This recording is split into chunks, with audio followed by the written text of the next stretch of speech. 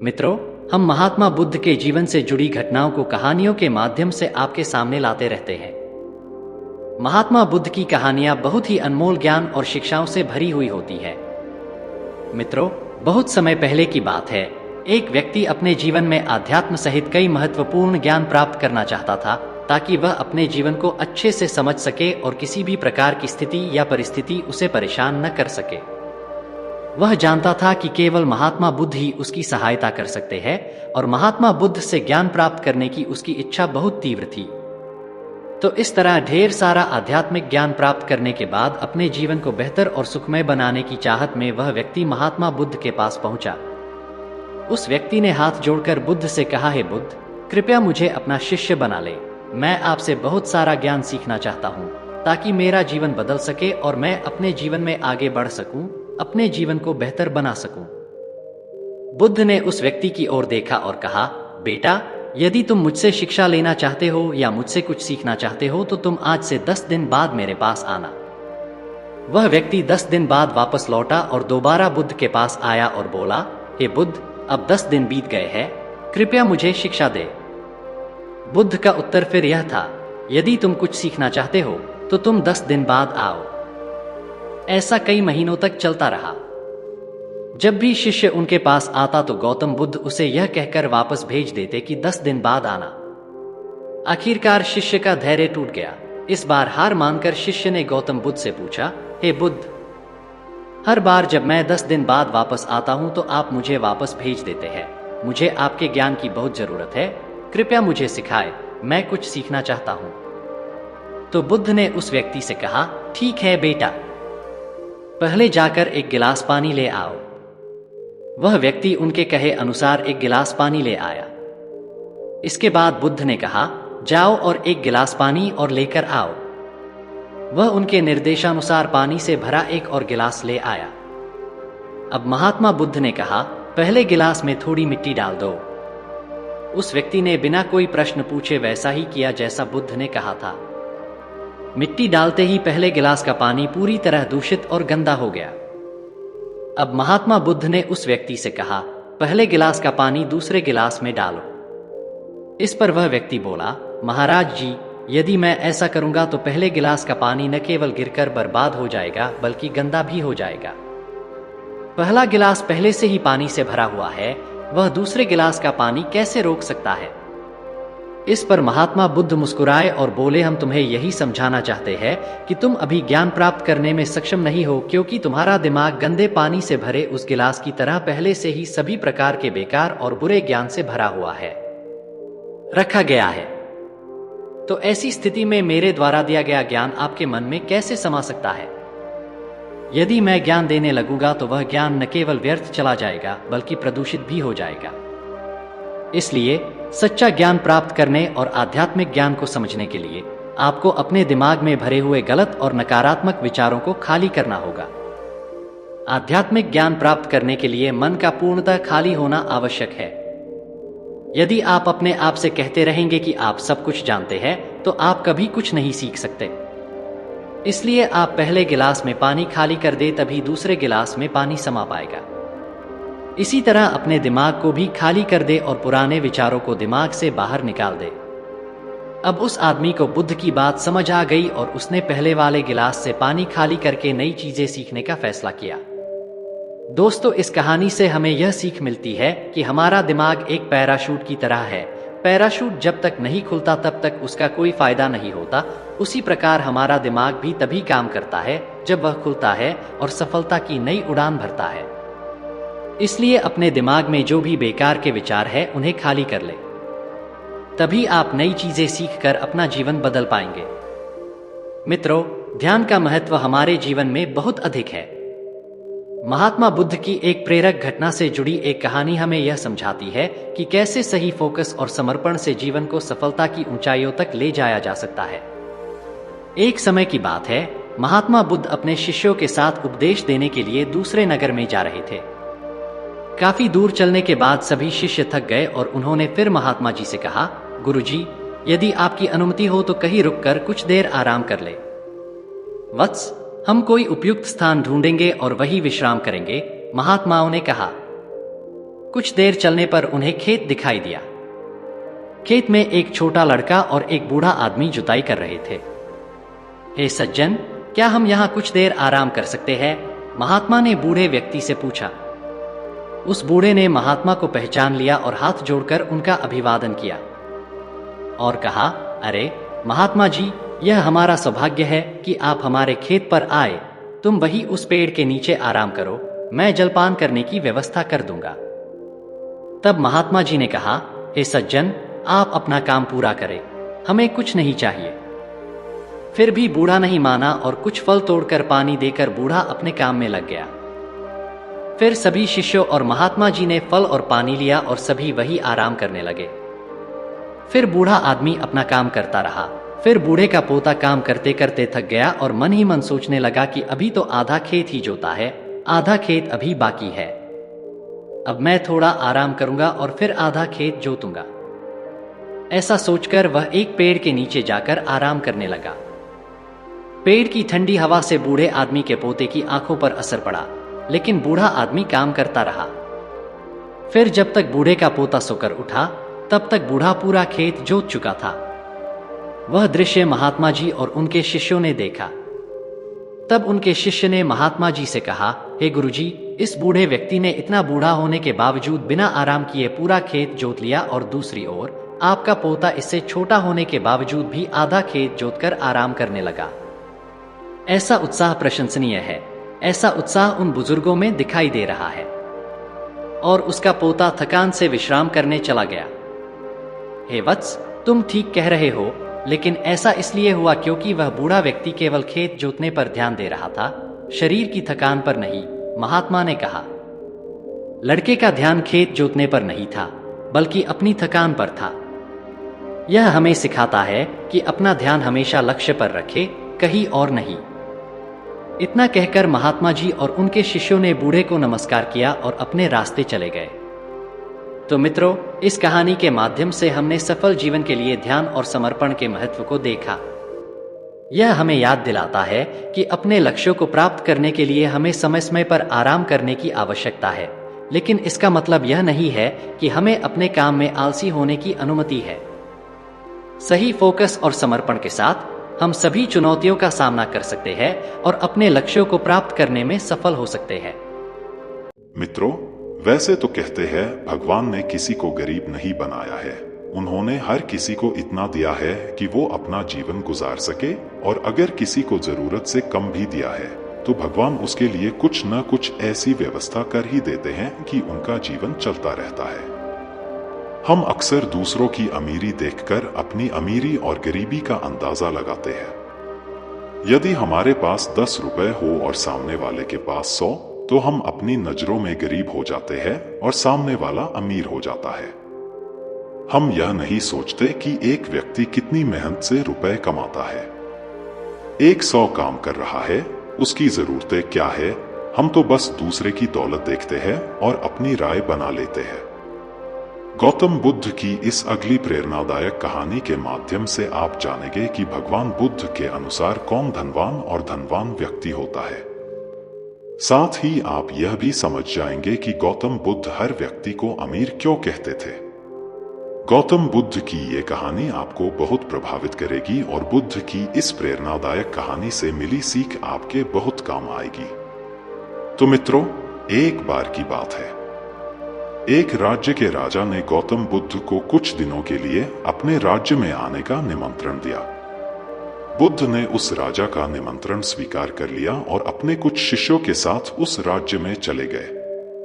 राजा ने बुद्ध से मुलाकात की और उनसे कुछ दिन वहां रहकर अपने राज्य के लोगों की समस्याओं का समाधान करने और उन्हें धार्मिक मार्ग पर चलने की शिक्षा देने का अनुरोध किया। बुद्ध ने राजा की बात मान ली और इस राज्य में 3 दिनों के लिए एक धार्मिक परिषद आयोजित करने का निर्णय लिया। गौतम बुद्ध के आगमन की खबर पूरे राज्य में फैल गई और धार्मिक सभा के पहले ही दिन बहुत से लोग आए। उसी राज्य के चौराहे पर एक भिखारी बैठा रहता था। उसे भी गौतम बुद्ध के आने की खबर थी, लेकिन वह सोचने लगा कि धर्म सभा में जाकर और यहाँ बैठकर उसे क्या मिलेगा। जैसे जैसे लोग आएंगे वे मुझे भिक्षा में कुछ न कुछ अवश्य देंगे। पहले दिन कई लोग आए और इस भिखारी ने अच्छी खासी कमाई की। अगले दिन फिर वही क्रम जारी रहा। भिखारी ने भीख मांगने के साथ साथ यह भी देखा कि धार्मिक सभा में जाते समय लोग उदास और दुखी हो रहे थे और उन्होंने उसे कुछ दिया भी नहीं। जब वह बुद्ध से मिलकर वापस आता है तो बहुत खुश दिखता है और खुशी खुशी भिक्षा भी देता है। यही सोचते सोचते दूसरा दिन भी बीत गया। तीसरे दिन जब बहुत कम लोग आए तो भिखारी परेशान हो गया। उसने कमाई नहीं की। उसने सोचा कि बुद्ध तो सबकी समस्याओं का समाधान दे रहे हैं, तो क्यों न मैं भी उनके पास जाऊं और अपनी गरीबी दूर करने का उपाय पूछूं। ऐसा सोचकर वह भी धर्म सभा में गया, लेकिन वहां लंबी कतार थी। बड़ी मुश्किल से उनकी बारी आई। बुद्ध के पास पहुंचकर उसने प्रणाम किया और कहा, प्रभु, इस गांव में सभी लोग सुखी है और सभी लोग धनवान तथा सुख सुविधा संपन्न है, फिर मैं गरीब क्यों हूं? तुम गरीब हो क्योंकि तुम हमेशा दूसरों से मांगते रहते हो लेकिन कभी किसी को कुछ नहीं देते हो। भगवान बुद्ध ने उस भिखारी को देखा। आपको लगता है कि लोग तुम्हें भीख में बहुत सारा धन देंगे, लेकिन आप किसी को बदले में कुछ भी नहीं देना चाहेंगे। यह सुनकर भिखारी बड़े आश्चर्य से बोला, हे प्रभु, क्या मैं लोगों को कुछ दूंगा? मैं भीख मांगकर ही गुजारा करता हूं। मेरे पास देने को आखिर है क्या? बुद्ध कुछ देर के लिए चुप हो गए और कुछ देर रुककर बोले, तुम बहुत मूर्ख हो। भगवान ने तुम्हें और हम सभी को किसी को देने या दूसरों के साथ बांटने के लिए बहुत कुछ दिया है।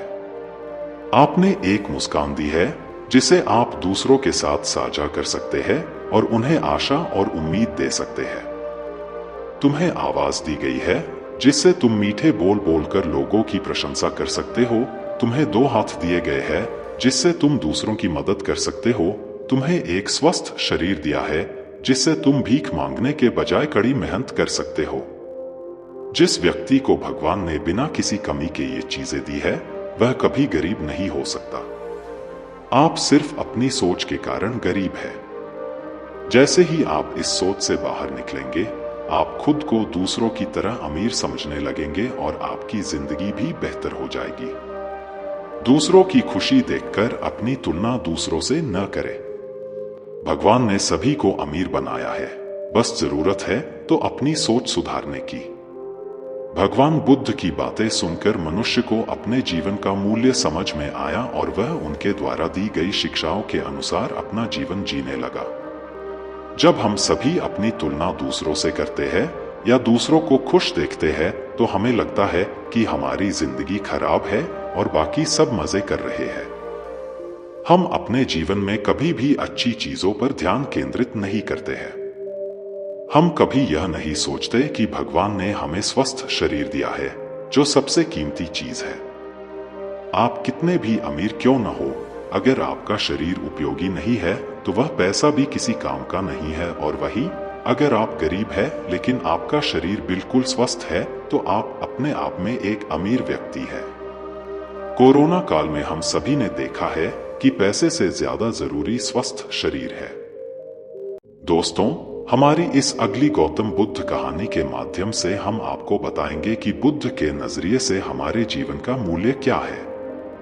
हम में से बहुत से लोग अपनी जिंदगी की कीमत नहीं समझते और ऐसी चीजों में अपनी जिंदगी बर्बाद कर देते हैं जिससे हमें ही नुकसान होता है। कुछ लोग शराब के पीछे, कुछ लड़कियों के पीछे और कुछ पैसों के पीछे अपना पूरा जीवन बर्बाद कर देते हैं। आज की इस बुद्ध कथा के माध्यम से आपको पता चलेगा कि हमारा जीवन कितना अनमोल है और हमें अपना यह अनमोल जीवन कैसे जीना चाहिए। मित्रों, एक समय की बात है, गौतम बुद्ध अपने शिष्यों को जीवन से जुड़ी अच्छी और बुरी बातों का ज्ञान दे रहे थे। सभी शिष्य बड़े ध्यान से उनकी बात सुन रहे थे। उन सभी में एक शिष्य ऐसा भी था जिसे प्रश्न पूछने की आदत थी। वह उठकर गौतम बुद्ध के पास गया और उनसे बोला, आप हमें जीवन के बारे में जो कुछ भी सिखा रहे हैं उसका क्या फायदा, क्योंकि हम में से कई बच्चे तो यह भी नहीं जानते कि हमारे जीवन का मूल्य क्या है और यह जीवन कितना कीमती है, हमारे लिए है। पहले कृपया हमें बताएं कि इस जीवन का मूल्य क्या है। बुद्ध ने अपने शिष्य की बात सुनकर अपने कमरे में जाकर पत्थर का एक चमकता हुआ टुकड़ा ले आया। मैं तुम्हें इस जीवन का मूल्य तब बताऊंगा जब तुम्हें इस पत्थर का सही मूल्य पता चलेगा, उन्होंने कहा और टुकड़ा अपने शिष्य को दे दिया। आप भी इस पत्थर के टुकड़े को किसी को नहीं बेचे। शिष्य गौतम बुद्ध की बात मानकर बाजार की ओर चले गए। उसने पहले बाजार में एक फल विक्रेता को देखा और उसे एक पत्थर दिखाकर पूछा, इस पत्थर के बदले तुम मुझे कितने फल दे सकते हो? फल विक्रेता ने कहा, यह पत्थर कोई खास नहीं है, लेकिन फिर भी मैं तुम्हें इसके बदले में 10 केले दे सकता हूं। वह शिष्य उस पत्थर को लेकर आगे बढ़ गया। तभी उनकी मुलाकात एक सब्जी बेचने वाले से हुई। शिष्य ने सब्जी विक्रेता से पत्थर की कीमत पूछी। इस पत्थर की कीमत के बदले मैं तुम्हें अधिक से अधिक सब्जियों से भरा एक थैला दे सकता हूं। सब्जी विक्रेता ने पत्थर को ध्यान से देखा। उस पत्थर को लेकर शिष्य एक सोने के व्यापारी के पास गया। पत्थर के उस टुकड़े की चमक देखते ही सुनार ने उसकी कीमत 100 सोने के सिक्के लगा दी। जब शिष्य ने टुकड़ा बेचने से इनकार कर दिया तो सुनार बदले में 200 सोने के सिक्के देने पर सहमत हो गया।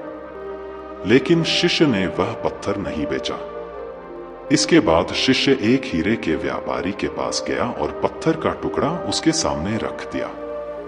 जैसे ही हीरे के व्यापारी ने उस पत्थर को देखा, उसने एक साफ कपड़ा बिछाया, उस पर पत्थर रखा, फिर उसकी परिक्रमा की और हाथ जोड़कर पत्थर को कपड़े में लपेटते हुए कहा, तुम जिसे साधारण समझ रहे हो उसकी कीमत पूछ रहे हो, पत्थर।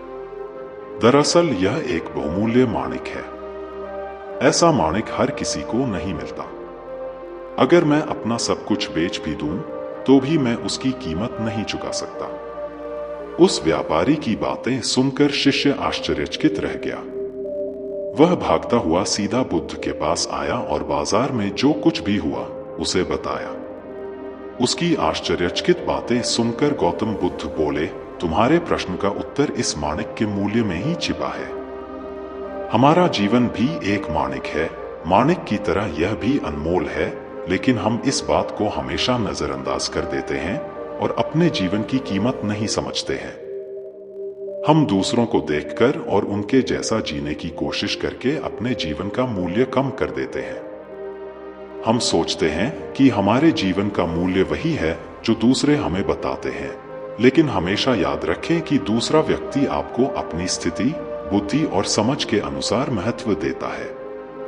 जीवन केवल एक बार मिलता है, इसलिए इसे बर्बाद मत करो।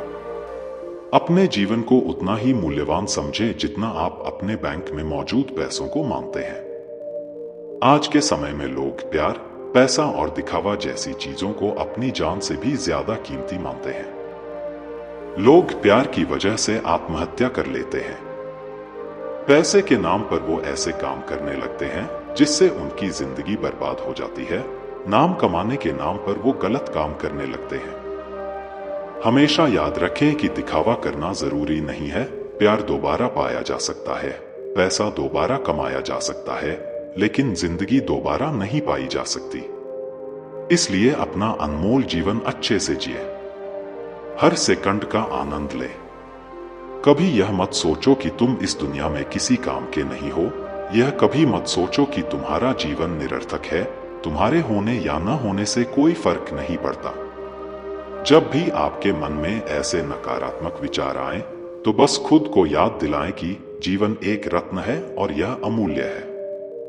मित्रों, आप में से कई लोग सत्संग तो जरूर सुनने जाते होंगे, जबकि कई लोग ऐसा करना व्यर्थ समझते हैं। उनका सोचना होता है कि किसी से अच्छी बातें सुनने से क्या बदल जाएगा। लोग अक्सर ऐसी बातें बड़े बुजुर्गों से भी सुनते हैं, लेकिन वो एक कान से सुनते हैं तो दूसरे कान से निकाल देते हैं। लोग सोचते हैं कि उन बातों को अपने जीवन में लागू करना एक सामान्य व्यक्ति के लिए आसान नहीं होता, और अगर उसके बिना जीवन चल रहा तो इतनी जहमत उठाए कौन। सत्संग को लेकर जब ऐसी ही समस्या एक व्यक्ति ने गौतम बुद्ध के सामने रखी, तो जानिए गौतम बुद्ध ने इस पर क्या कहा। मित्रों, बुद्ध हर हफ्ते नए गांव जाकर वहां लोगों को उपदेश दिया करते थे। सभी लोग बुद्ध के उपदेश से बहुत प्रभावित होते। बुद्ध के उपदेश को सुनकर गलत मार्ग पर चलने वाला व्यक्ति सही मार्ग पर चलने लगता था। 5 मंत्र और पूजा जो आपके जीवन को समृद्ध और आसान बना देंगे। जो कण कण में व्याप्त है वही राम है। राम के प्रकाश को महसूस करने का अवसर ही है रामनवमी। आपके कर्म ही तय करते हैं कि आप स्वर्ग जाएंगे या नर्क की आग में जलेंगे। इन 3 बुराइयों की वजह से आपको कभी नहीं होगी स्वर्ग की प्राप्ति। जो रुकना समझता है वह सबसे शक्तिशाली होता है। आप जैसे ही हालातों को स्वीकार करते हैं, आपके भीतर सीखने की क्षमता विकसित होने लगती है। अपने अंदर के झूठे मुखौटे का त्याग कैसे करें? कैसे समझे क्या है हमारी वास्तविकता? एक दिन एक नए गांव में बुद्ध उपदेश देने पहुंचे। उपदेश सुनने के लिए भक्तों की भारी भीड़ मौजूद हुई। उन्हीं भक्तों में एक भक्त ऐसा भी था जो भीड़ कम होने का इंतजार कर रहा था। फिर जैसे ही भीड़ कुछ कम हुई, वह बुद्ध के पास गया और बुद्ध के सामने उसने अपना संशय रखा। उसने बुद्ध से कहा, गुरुजी, आप 3 दिनों से लगातार उपदेश दे रहे हैं। 3 दिनों से मैं भी लगातार आपका उपदेश सुनने आ रहा हूं, पर फिर भी मेरे मन में एक उलझन है। बुद्ध ने बोला, तुम बेफिक्र होकर पूछो कि तुम्हारे मन में क्या उलझन चल रही है। वह व्यक्ति बोला, गुरुजी, आप जब भी उपदेश देते हैं तो मेरा मन एकदम से प्रफुल्लित हो उठता है। मैं खुद को ऊर्जावान महसूस करता हूं।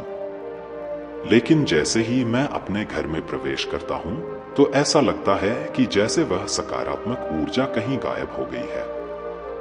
मैं अपने घर पर उन नियमों का पालन नहीं कर पाता जो मुझे करनी चाहिए।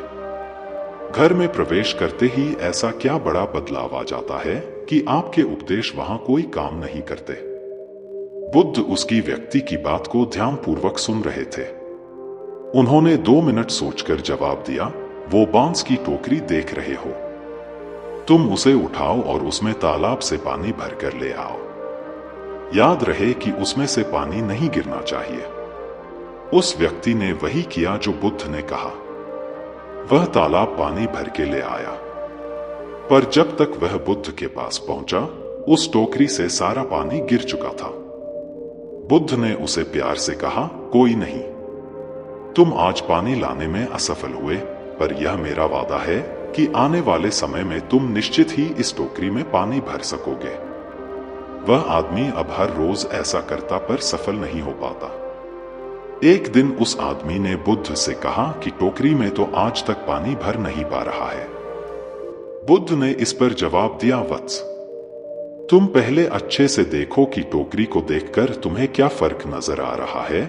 उस व्यक्ति ने टोकरी का अच्छे से निरीक्षण किया और कहा, एक फर्क जरूर नजर आया है। पहले टोकरी के तल में मिट्टी जमा होती थी, अब वह साफ दिखाई देती है। कोई गंदगी नहीं दिखाई देती है और इसके छेद पहले जितने बड़े नहीं रह गए, वे बहुत छोटे हो गए हैं। तब बुद्ध ने उसे समझाया, यदि इसी तरह इसमें पानी निरंतर डालते रहोगे तो कुछ ही दिनों में ये छेद फूलकर बंद हो जाएंगे और टोकरी में पानी भर पाओगे। इसी प्रकार जो निरंतर सत्संग करते हैं, उनका मन एक दिन अवश्य निर्मल हो जाता है। अब गुणों के छिद्र भरने लगते हैं और गुणों का जल भरने लगता है। अब उस व्यक्ति को सत्संग का असली महत्व समझ आ चुका था। बुद्ध की यह कहानी साधारण लग सकती है, लेकिन इसमें जीवन की एक बड़ी सीख छिपी है जिसे हम अक्सर नजरअंदाज करके चलते हैं, जबकि यह हमारे जीवन को बड़े स्तर पर प्रभावित करता है। वह सीख है अच्छी संगति रखना, अच्छी सोच और अच्छे लोगों के संपर्क में रहना। आपने वो दोहा सुना होगा, संगति से गुण होत है, संगति से गुण जात। बुद्ध भी अपने शिष्य को टोकरी के माध्यम से यही समझाते हैं कि अगर हम अच्छी संगति में होते हैं तो वह निरंतर हमारी बुद्धि और आदतों से भ्रम और कुव्यसनों की धूल हटाता रहता है और इस प्रकार हम एक दिन अपनी अयोग्यताओं को पीछे छोड़ कब योग्य बन जाते हैं, हमें पता भी नहीं चलता। इसलिए अगर बिना किसी विशेष मेहनत के अपनी कमियों को दूर करना हो, अच्छी संगति बनानी चाहिए और बुरी सोच, बुरी संगति से दूर रहना चाहिए। मित्रों, भगवान बुद्ध अक्सर अपने शिष्यों को शिक्षा प्रदान किया करते थे। एक दिन प्रातःकाल बहुत से भिक्षुक उनका प्रवचन सुनने के लिए बैठे थे। बुद्ध समय पर सभा में पहुंचे, पर आज शिष्य उन्हें देखकर चकित थे क्योंकि आज पहली बार वे अपने हाथ में कुछ लेकर आए थे। करीब आने पर शिष्यों ने देखा कि उनके हाथ में एक रस्सी थी। बुद्ध ने आसन ग्रहण किया और बिना किसी से कुछ कहे वे रस्सी में गांठें लगाने लगे। वहां उपस्थित सभी लोग यह देख सोच रहे थे कि अब बुद्ध आगे क्या करेंगे। तभी बुद्ध ने सभी से एक प्रश्न किया, मैंने इस रस्सी में 3 गांठें लगा दी हैं। अब मैं आपसे ये जानना चाहता हूं कि क्या यह वही रस्सी है जो गांठें लगाने से पूर्व थी? एक शिष्य ने उत्तर में कहा, गुरुजी, इसका उत्तर देना थोड़ा कठिन है।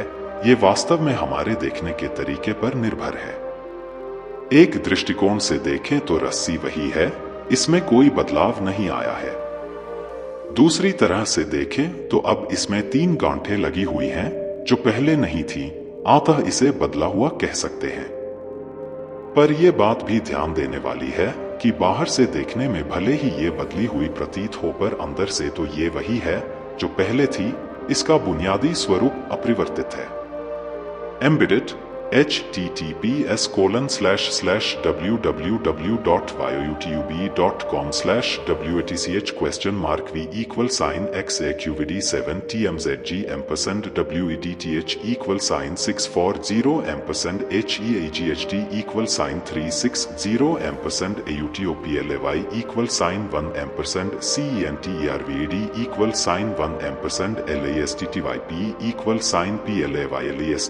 ampersand LAST equal sign PL 0 P2 EZT 7 KGAD 0 BPWX 8 BWGR 6 I underscore JBMZTDMQ opening square bracket slash EMBEDYT closing square bracket।